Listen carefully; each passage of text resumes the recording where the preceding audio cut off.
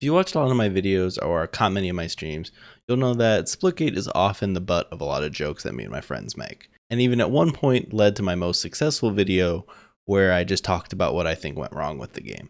But what I want to do today is just get in, take a look at the game, see how it's changed a little bit, and show you guys some gameplay, because while I do think the game still fumbled their launch a ton, the game is still going, and it's honestly still pretty fun. Alright, so this is Splitgate.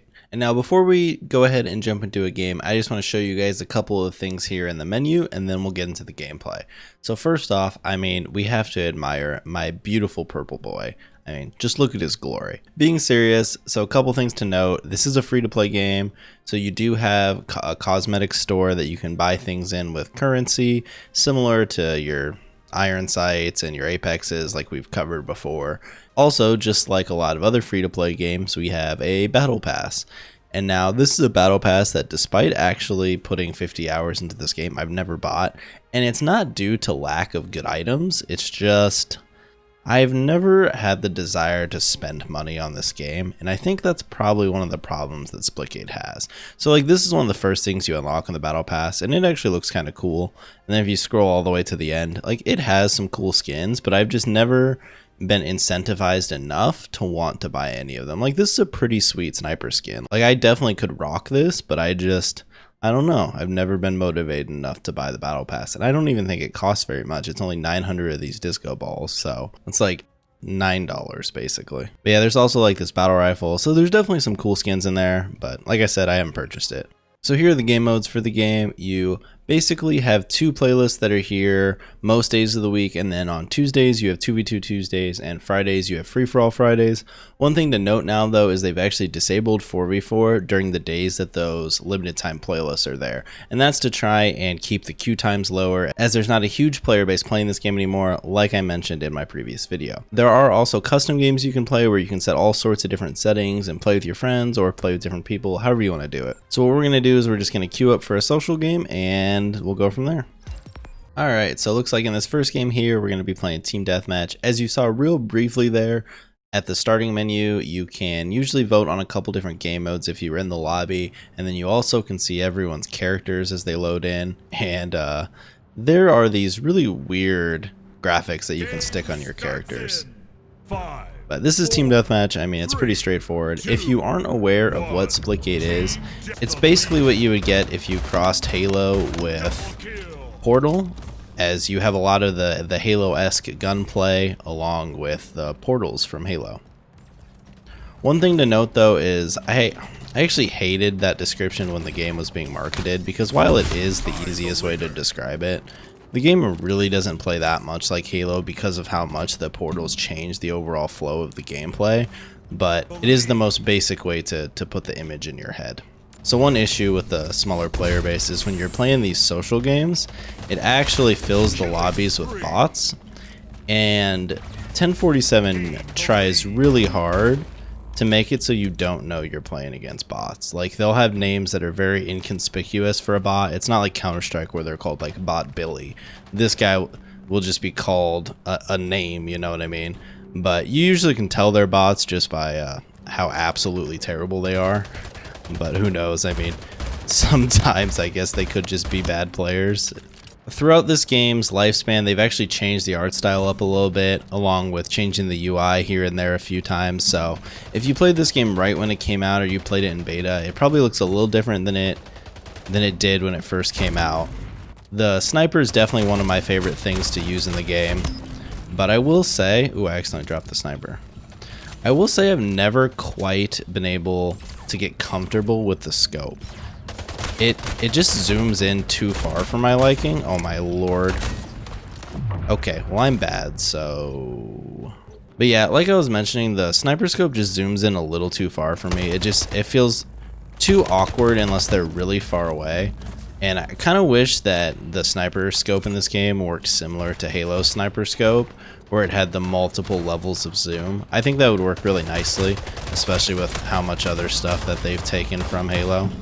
One thing I was actually really surprised by is I thought that this game's final death blow would be Halo Reach coming out on PC, but I was surprised to note, and I'll throw it on the screen right now, is that the player base really hasn't diminished too much since Reaches came out. So they've actually found their niche and been able to keep the players engaged, even though I think originally a lot of the people playing this game were Halo fans. So similar to Halo, the team deathmatch games go to 50, so honestly, if you have a good understanding of the game modes in Halo, then you'll pick up the game modes in this extremely fast. A lot of them are pretty much lifted straight out of Halo. But here's the sniper again, and the scope's just, the scope just zooms in a little too far for my liking.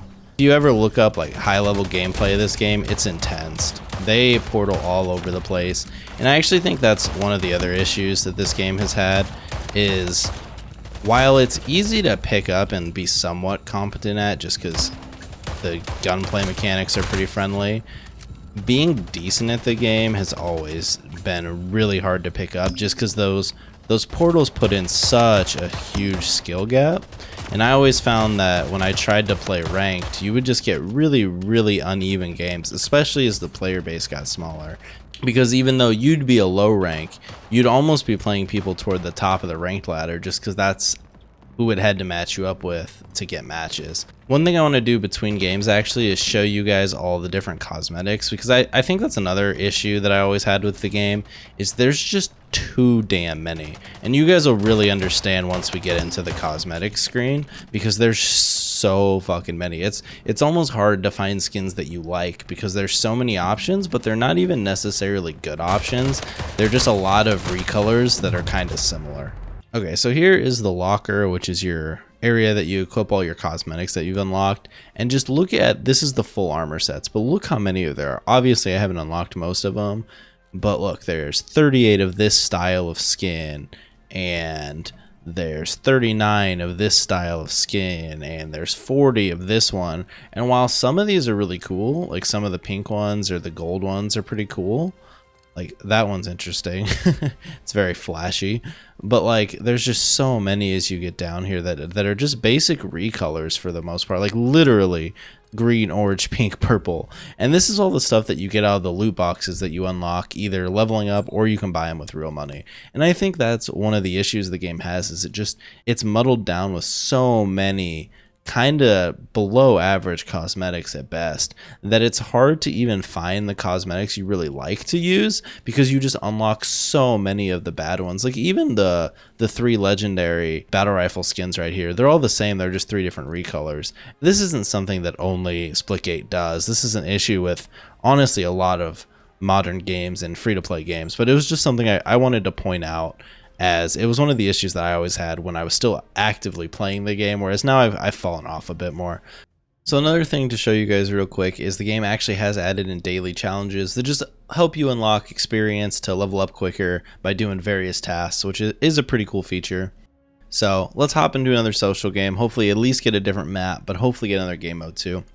One thing to note while we're in queue is the main difference between the competitive and the social mode is that in competitive, it's pistol starts only, you don't start with the assault rifle, and there's no radar. So it's got a bit more of that competitive feel to it as opposed to the social. Which originally, if you played the game when it launched and competitive and social were the same. You would spawn with a pistol and an assault rifle in both. But right now we've actually loaded into a team SWAT game, so I'll show you guys that. If you've played Halo, you know what team SWAT is, but if you haven't, basically it's insta-kill headshots, or you can do body shots, but it just takes forever. I'm not sure exactly the number of body shots it takes to kill someone, but in this mode you should just always be aiming for the head. So this mode's kind of cool because unlike the other mode, you spawn in with the battle rifle, which is pretty satisfying to use. The announcer in this kind of reminds me of like a budget Halo announcer, and I think that's kind of what they were going for, but sometimes I'm listening to him and he just makes me kind of chuckle. Like you can see in SWAT, the game mode's really fast paced since you can die so quickly, so you have to be a little bit more on your game when it comes to getting ready to shoot people. The people we're playing against in this one are definitely better than the people that we were playing in the last game. They know how to use the portals a lot better. Like you kind of saw how that guy was doing a little portal juke on me, and I'm not very good, so it worked. One thing to note, and it's actually one of the reasons I wanted to go back in and take a look at this game again, is recently there's been news that they're going to do a console port, which for the longest time was just a rumor. And I think that putting this game on console could, if they're lucky, give it the chance to succeed that it never did on PC, which I think it'll depend on a lot of things. Like, it has to release and work really well, and they have to get kind of lucky, but one of the biggest things is they need to actually market the game. They just didn't do that very well when the game came on PC. Basically, if you didn't see a streamer playing it, or you hadn't been somewhat like in the know, then you probably honestly never even heard of the game until either way after, or you still have never heard of it and maybe this is your first time ever hearing about the game. So just like Team Deathmatch, SWAT games go to 50. One of my favorite modes to play in this is honestly Shoddy Snipes. And again, the name of that mode is pretty self-explanatory, but you'll know exactly what it is too if you've played Halo. Basically, you just spawn with a shotgun and a sniper and you get at it. But one thing that I didn't mention that is pretty important if you do decide to play this game is that you can actually shut enemy portals by throwing grenades at them. The grenades don't actually do any damage to people though, which I thought was always one of the downfalls of the game.